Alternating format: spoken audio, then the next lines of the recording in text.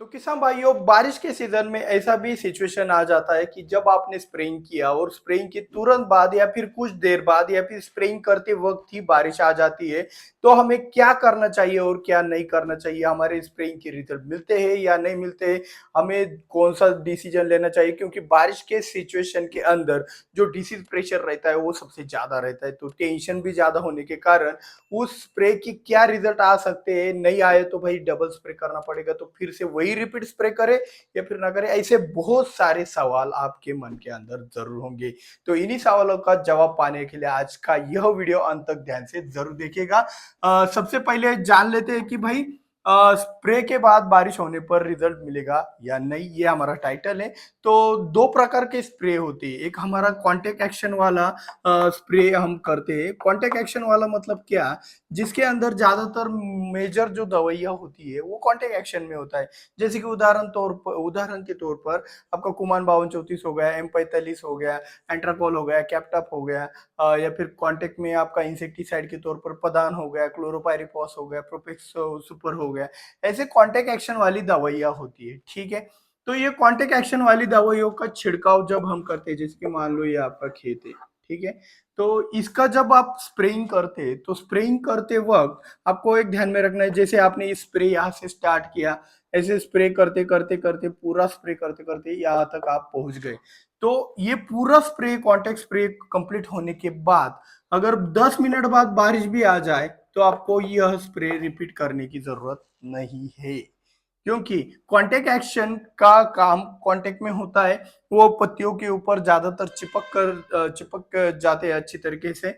और दूसरी बात क्या है, जो पत्तियों के नीचे जो भी एक दवाइयाँ होती है, वो कितना भी तेज बारिश हो, आप देखना बहुत ज्यादा मतलब ज्यादा गति से जो आपकी हवा चलती है, वो हवा अगर ना हो और संत गति से या फिर थोड़ा मीडियम भी बारिश हुआ, तो आपके पत्तियों के नीचे आपने जो भी स्प्रेइंग किया है वो जैसे के तैसे आपको दिखता है। तो कांटेक्ट एक्शन अगर यदि वहीं पे चिपक जाए तो बहुत ही अच्छा रिजल्ट आता है। तो ये आपको ध्यान में रखना है। अगर बहुत ज्यादा तेज गति से बारिश होता है तो पत्तियों की ऊपर वाली जो भी सतह होती है उसके ऊपर बारिश गिर गिर कर जो भी एक आपका दवाइया है वो सब निकल जाता है। तो उसके लिए आपको एक और पॉइंट ध्यान में रखना है कि पॉइंट ऐसा है कि जब भी आप स्प्रेइंग करते हो तो स्प्रेइंग करते वक्त आपकी दवा या कॉन्टेक्ट हो या फिर सिस्टेमिक हो, आपको एक ही टारगेट रखना है कि जो भी आप स्प्रेइंग कर रहे हो, तो स्प्रेइंग करते वक्त ये ध्यान में रखिएगा कि जो भी आपका स्प्रे है वो पत्ती के नीचे बैठना चाहिए। वो अगर ऊपर की तरफ बैठा तो वो पानी के साथ निकल जाने की संभावना ज्यादा रहती है। बारिश के सीजन में ज्यादा से ज्यादा कवरेज पत्ती के नीचे अगर बिठाओगे तो बहुत ही तगड़ा वाला रिजल्ट आपको मिल जाएगा, खासकर सिस्टेमिक के अंदर। तो कॉन्टेक्ट एक्शन का आपने देख लिया। अभी कई कबार क्या होता है, आप स्प्रेइंग करते करते आधा खेत में ही आ जाते हो कि बारिश आ जाती है, कॉन्टेक्ट एक्शन वाला जो भी आपका कॉम्बिनेशन होगा उसमें।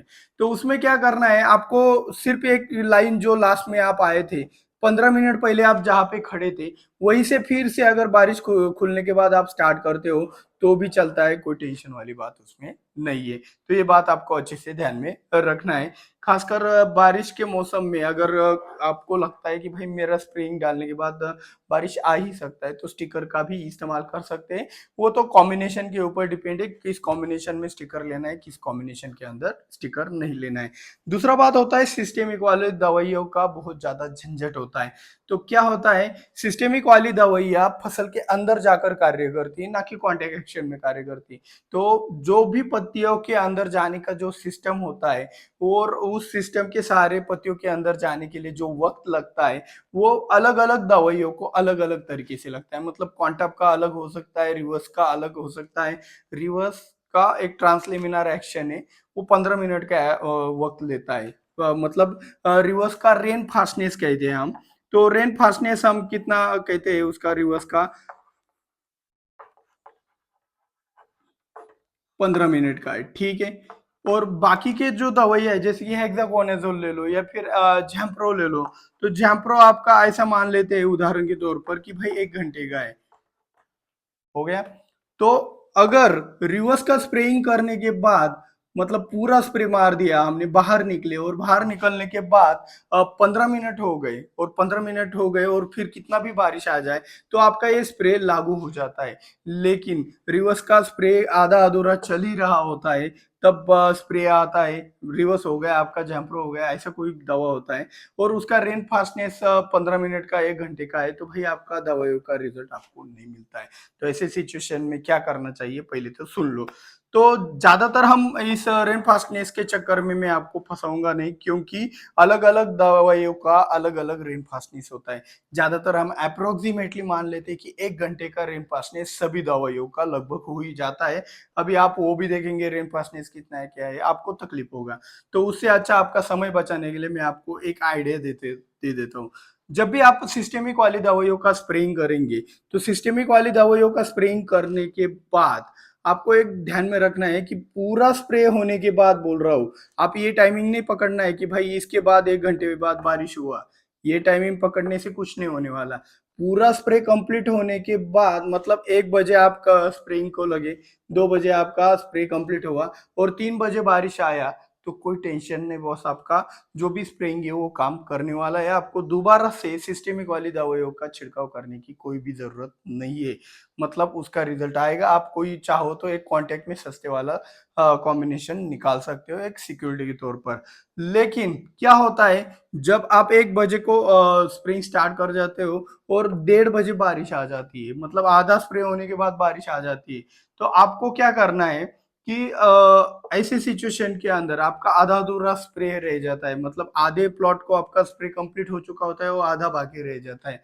तो ऐसे सिचुएशन में आपको एक ही चीज़ करना है कि आपको एक अंदाज़ा लेना है कि भाई मुझे मौसम का आज तो अंदाज़ा नहीं हुआ, क्योंकि अगर अंदाज़ा होता तो आधा-अधूरा स्प्रे मेरा बारिश में धुल नहीं जाता, मतलब बह नहीं जाता। तो यहाँ पे आपकी गलती हो गई। तो ऐसे सिचुएशन में सिंपली आपको एक ना भटक कर आपको सिंपल एक काम करना है, कोई भी कॉन्टेक्ट एक्शन वाला, मतलब अभी आप जैम्प्रो डाल रहे थे लेड ब्लाइट के लिए, तो आपको कुमान 5234 जैसा कोई भी कॉन्टेक्ट वाला एक सस्ते में बढ़िया वाला एक कॉम्बिनेशन डाल देना है ऐसी सिचुएशन के अंदर, क्योंकि बारिश के ऊपर बारिश आ रही है, तभी तो आपका अंदाजा गलत हो रहा है। और दूसरे दिन आपको क्या करना है, अभी एक रात तो गुजर जाएगी, जैम्प्रो कोई काम नहीं करेगा।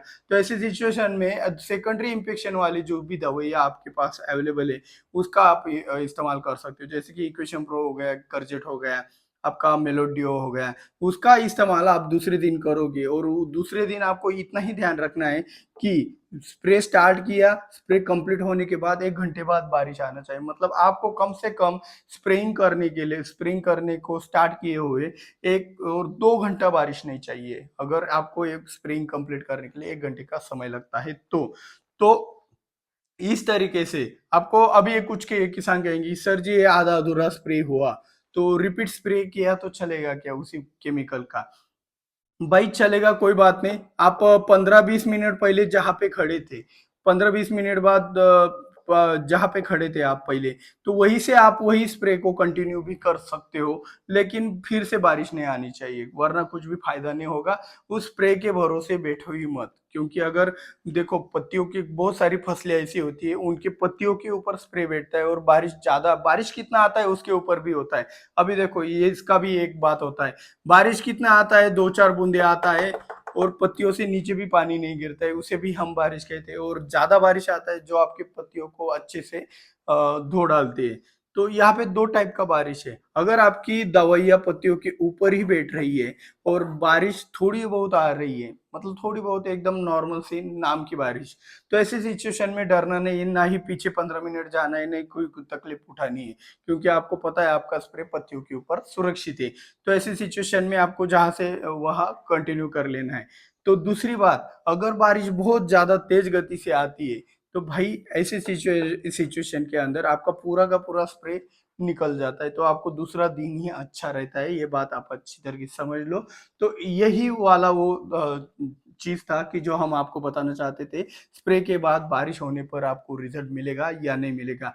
तो सिंपल वाली बात है, कॉन्टैक्ट एक्शन होगा तो रिजल्ट 100% मिलता है, कोई टेंशन वाली बात नहीं। ज़्यादा से ज़्यादा पत्तियों के नीचे की तरफ फोकस करने की कोशिश करो। अभी सोयाबीन जैसी फसल के अंदर नीचे की तरफ आप कोशिश नहीं कर सकते। वहाँ पे आप क्या कर सकते हो पता है क्या?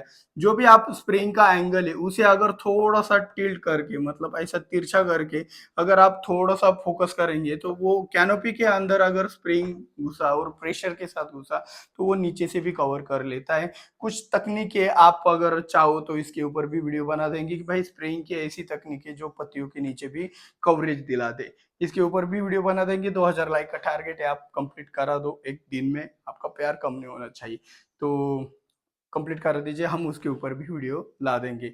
और हाँ, आपको वीडियो अच्छा लगा हो तो कमेंट में ज़रूर बताना। मिलते हैं अगले वीडियो में। जय जवान जय किसान।